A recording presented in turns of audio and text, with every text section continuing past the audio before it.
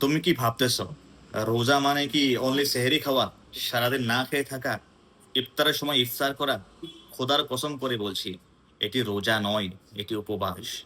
তুমি রোজা রাখিয়া রাস্তা দিয়ে যদি একটা মেয়ে হেঁটে যায়, তখন তুমি ওরে দেখে বলো, ওয়াহ ক্যা মাল হে। হুঁ, আল্লাহর কসম করে বলছি, তুমি তো রোজাদার না, তুমি তো শয়তান। তোমার রোজা কবুল হবে? মোটেও নয়। তুমি তুমি শুধু উপবাস করে যাচ্ছ আর নিজেরা জাহান্নামী বানাইতেছ। বাদ দাও এগুলো।